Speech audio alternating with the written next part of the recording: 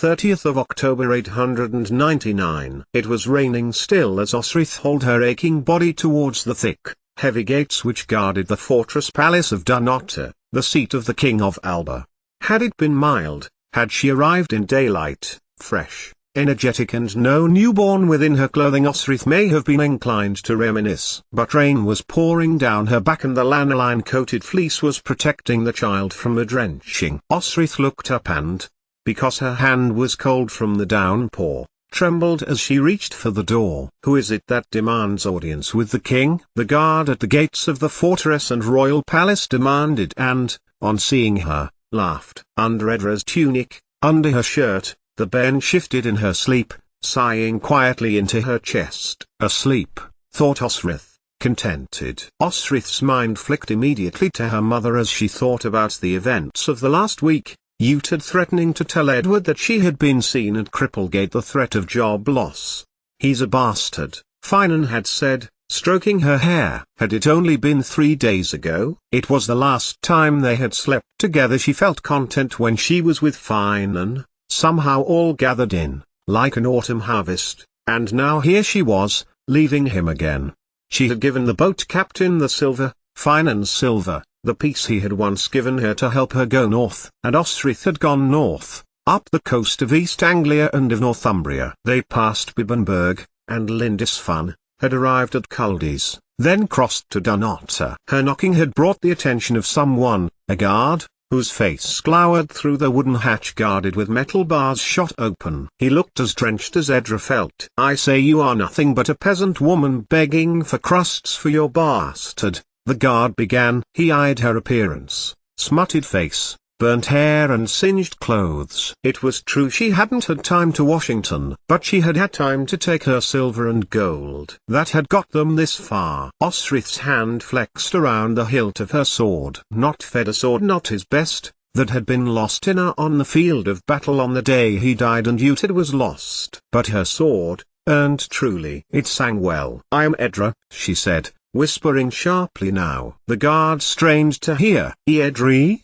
the man repeated, glowering over her. "Constantine's companion. I saved his life from the Danes when St. Cuthbert was brought," she added, then narrowed her eyes. "You were there, I recall." The guard shifted, uncomfortably, then asked, "Who should I say calls, my lady?" Edra looked up. 22 years had not been enough for this predator bird-like fortress. And she was here, fleeing to the one man who was more like her brother than Uhtred. Or, given their past, perhaps not. She waited, as the cold, October rain leaked through every gap it could. The baby girl beneath her jerkin was awake now and on the hunt for food. Osrith, of the Idings. She had learned about this princess, of the family of Oswald, the lost saint, who married Coeliad in Mercia.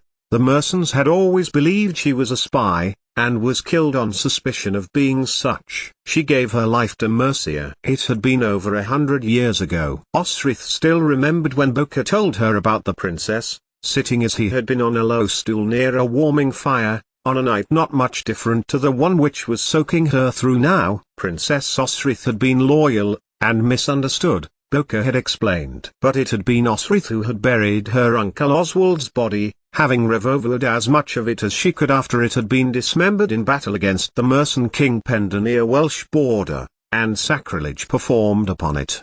Osrith had taken it to Lincolnshire, to the monks at Bardney. It was long believed that if his body was recovered it would begin the process of creating a united Saxon realm. "I am Osrith. Tell the king." She rushed to the grill, glaring at the guard. "Tell King Domnall that it is Osrith who requests to What was she going to request? She loosened her jerkin straps as the baby wriggled, letting the leather buckles hang beside her. The baby rooted, and her tiny mouth hit its target. "To resume my role as decreed by His Royal Highness," the guard sneered. Osrith slammed her feet onto the ground and bore down on the door. "Osrith of Bibbenberg." Osrith clarified. "Tell the king I have come to make him a land bargain," she added, as the guard slid the panel across with force. "For, a bag of silver would not keep a child till she was an adult." Osrith knew she needed a home for young Edra, so there was only one more thing that she could offer. Something that King Domhnall Mac Corsta knew Aethelpin wanted dearly. 88,888,888 very quickly, but with no ceremony,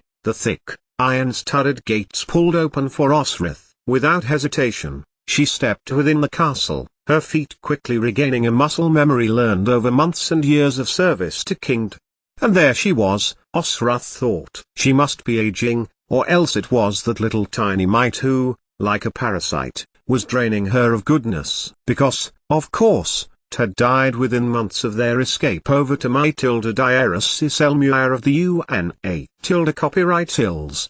Domhnall was, now, of course, the king. Across the courtyard they went, the rain still pouring as her feet trod the wide cobblestones. Osrith felt a fluttering in her stomach as she recalled Constantine's cousin, and she stumbled a little. The guard helped her to steady herself and guided her to the side door of the royal rooms. Candles glowed brightly in holders as water poured out of Osrith's clothes. The guard, however, merely stepped to one side of the torrent, and guided her to the door. "The king is willing to grant you an audience, Osrith of Bibbenberg," the guard said. "You must be important to him to bring him from his bed. His health is failing." "She is." A voice, one she recognized, echoed in the darkness. If she had not hessed his voice, Osrith might have not recognized King's general. Not black hair now verraded at the back, but grey. Sainid's eyes had, however, not lost their sparkle. "Come," Sainid invited,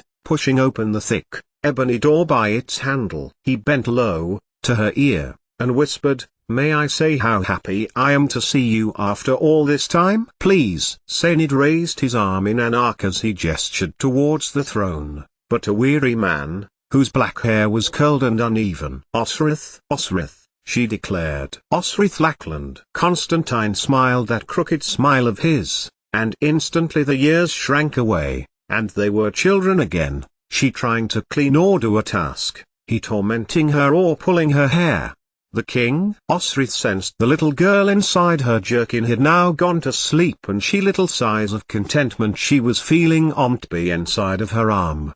Indisposed. He up the coast, preparing for a spring campaign. For the Norse who still plague Pitland. I still think of it as Pitland Dulriada, and Pitland have been one for a long time now. No. There is just Alba and Strathclyde. Domhnall's cousin Owain rules the now. Eochaid's betrayal had been Domhnall's gain. Owain is forever in our debt. Owain, who worked with the horses. The wriggling in her shirt which had begun again stopped her from laughing. "What is it you want if Domhnall?" Constantine, his voice cold as the rain outside, got to the point, directly. "I am his deputy, you can tell me, Osrith." Or, his mind considered, "I think Edra suits you much better, Edra Uhtred's daughter. If you require land, or contracts, in the disputed territory, you can take them, they are yours." Their eyes locked. Unusually, it was Osrith who turned away. "I knew you'd come back to me, Edra Uhtred's daughter of Bibbenberg." "Uhtred,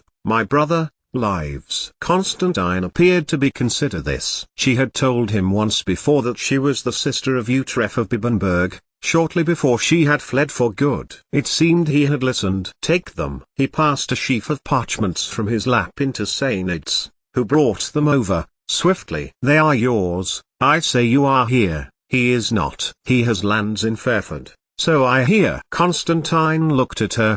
His eyes had not lost their sparkle. The same grey eyes, sparklingly bright like the Moray Firth on an early summer's morning. "I have come with a proposal, a marriage proposal, for Domhnall." Constantine laughed. "I am afraid he is already married, though that union has brought forth no issue for you." "Then, Constantine, as you deputize, you do not know that Meried is dead?" "She did give issue. I have my son and daughters too. They will like you, Edra." "Meried?" Osrith remembered how she hated that girl, for what she had thrown, no matter that she was the niece of the High King of Ireland. "A proposal that my claim on the land, the people, the goods are to be yours." "But, my dear Osrith." Constantine got out of the throne, pacing over to her, mockingly, in the way Osrith used to, when he was a boy and had found an interesting animal in the grounds, or had found someone to trick. Half of her wanted him to hold her the way he used to. Then, she realized he was staring at the movement in her tunic. Osrith unbuckled it, holding the little child, bare and cold, out for him to see. Constantine pursed his lips, not being for a time. Sainid, flanking the throne, nodded to a guard. "This child needs a home," Osrith said clearly and firmly. For, Osrith had escaped.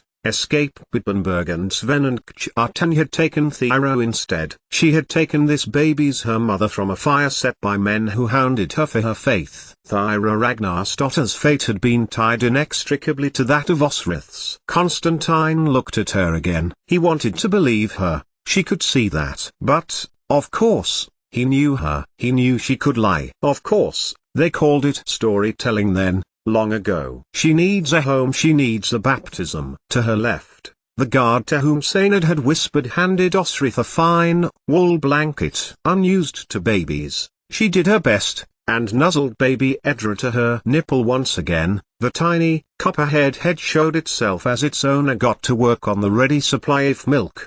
"And you?" Constantine asked. "I need to be here too. If you accept my proposal, then she would need me." Constantine looked at the baby. Then, his pale, grey eyes flickered up to Osrith, coming close and holding on to her shoulders. He bent his head to the side of her face. "You put a hole in my very soul when you disappeared. Osrith, he managed. "I never thought I would see you again." Is TA tilde superscript GHRA tilde inverted exclamation mark, Osrith. She lowered her head. But she was not ashamed. The love Constantine meant was that bond of togetherness, of oneness. It was not the joy of happy equals that she had with Finan. And Domnall has not yet managed a united Ulster-Alba kingdom. The UA tilde negation NA tilde diarus Cecil would have something to say to that. Constantine laughed. "And those bastard Uladm. But there is something in what you say. A united Alba." So Constantine spoke to the head of young Edra. "Your good mother, may God keep her, was persecuted for being a good Christian. I thought Wessex was Christian." Osrith felt her mouth open. "How did you know where I was?" Osrith asked, choosing not to correct Constantine over Thyra's faith. "I have as many spies as Alfred, maybe more. I knew you would go looking for Uhtred sooner or later." "Alfred is dead." "Yes," Constantine replied. "Ethelfled is influential in Mercia, I understand. Edward is strong, though young." Osrith shuddered a little at the mention of the Faunrethling. She had made a habit of lying with heirs to the throne, as Constantine knew well. But there was a breeze in the throne room. That be the cause of her quaking, Osrith told herself, and she held young Edra closer to her chest. "So, what is she to be baptized?" "Edra," Osrith said. "It suits her well." "May I ask why?" "I was sorry to hear about Mary Ed dying," Osrith lied, changing the subject. "You have a son?" "Why this child?" Constantine asked, undeterred. "She needs safety and care." "Why?" "God knows. I have no reasons." From her cloak, Osrith held out a bag, virtually untouched since she had found it in the skiff in Bibbenberg, and with more that she had added to its weight. She held out a huge bag of silver. Constantine took the bag, his eyes narrowing in suspicion. "Who is she?" "No one important. Her mother was burning to death in a house and I got her out. But she died. I took her to a healer and she birthed Edra." Osrith's mind flashed back that night. Allah had told her to stand away, but Osrith had drawn the curtain back. She had held Thyro upright, her body over her shoulder, and braced her body, which was automatically expelling the child, despite her unconsciousness from the smoke and the heat. Her body a mass of old, deep scars, one that pushed the little bundle she had in her arms out into the world. Osrith saw his gaze. Constantine did not leave her. Yet, he weighed the bag in his hands. Little Edra may be someone who is valuable to him. No loss and potential much to gain was the deal she was offering. Osrith sighed. She knew making it good odds would be appealing to Constantine. Edra was now off the nipple, and she sighed, nuzzling back down to sleep. "You would give her your whole name?" "That will keep her." Osrith nodded to the money again. "This will keep her a year." said Constantine, dismissively. But Osric had anticipated this and information, for reclamation of lands of Northumbria. He licked his lips almost imperceptibly. But Osric noticed. He used to do that when he was young, when he wanted something, or had tricked someone out of something. "So I get you again, Osric?" he asked, looking over her body. Yes. Yet, the right course of action,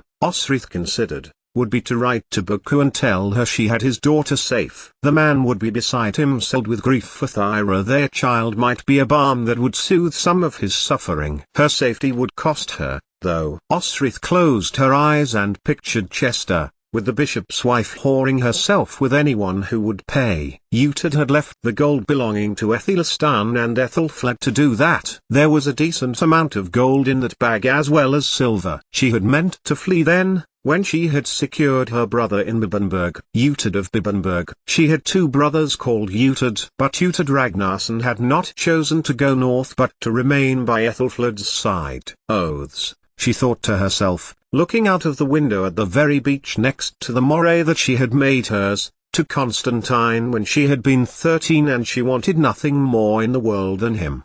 "Domnall has sworn to return me to my uncle," Osric reminded Constantine. "That will not be necessary. He need not know. But he may remember. His temper is worse than you remember, Osric. But don't go to Bibbenberg. There is nothing to gain there." "Nothing to gain, coward? Why? There is everything." "Why should my lands stop at the two-eyed? We are natural heirs to the wall. It says so in the annals of Rome. Emperor Hadrian did build the wall. It was you who told me that. Your uncle occupies land which is my ancestral right. Will you seek to do this, once you are king?"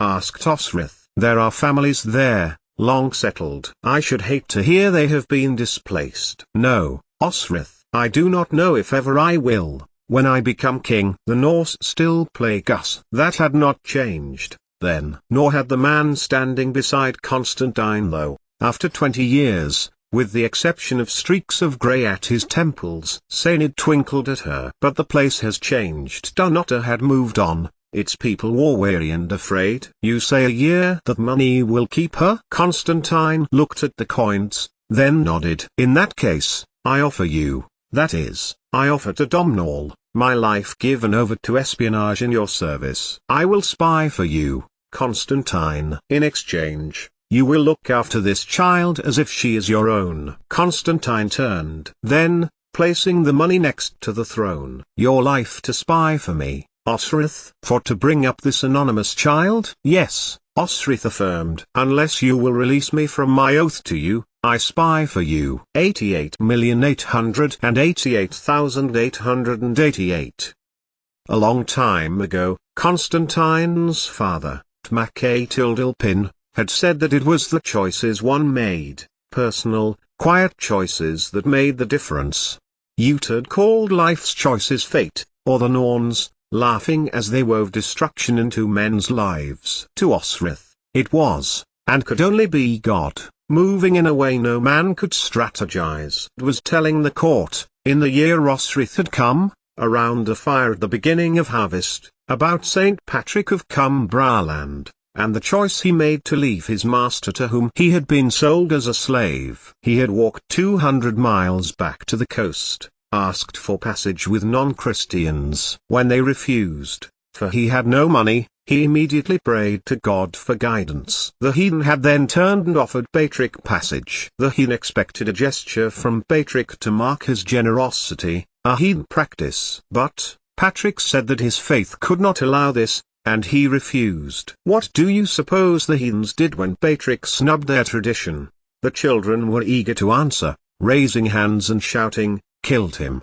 and drowned him. But, of course, we know that Patrick returned to Cumbraland, to his family, and them felt God telling him to go back to Ireland, to reveal God's grace to the heathen.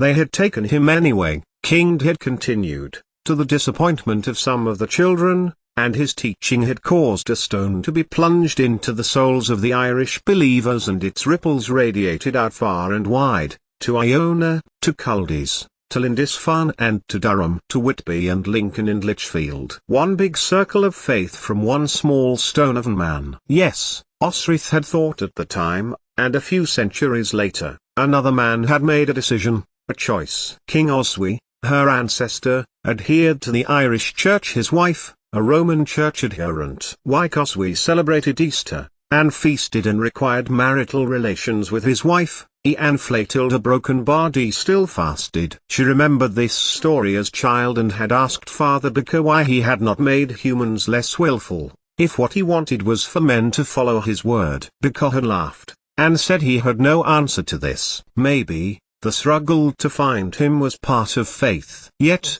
the Roman Church, far from melding with the heathen beliefs as the Irish had done, merely imposed rules and forbiddances and heathen practices survived. On the night she had arrived back to Dunnottar, Elasade had shown Osric her room, not the little poky one shared by many servants off the kitchens, but the one near Constantine. The nurseries and royal children's rooms were not far, and that was where Edra would go. But not that night, for there was no time to find a wet nurse. So Osric nursed the little flame-kissed baby through the night, awoken by her little mewlings, and screams, like cows lowing, around the courtyard. The wind, her sensible mind forced her to think as Edra let go the remains of the previous meal, leaving Osric to call for linens. She is beautiful, Constantine had fussed, so unlike himself, as he oversaw the baby emptied from Osric's arms and into the arms of the now very elderly Elasade, the wet nurse who tended the royal infants, Malcolm,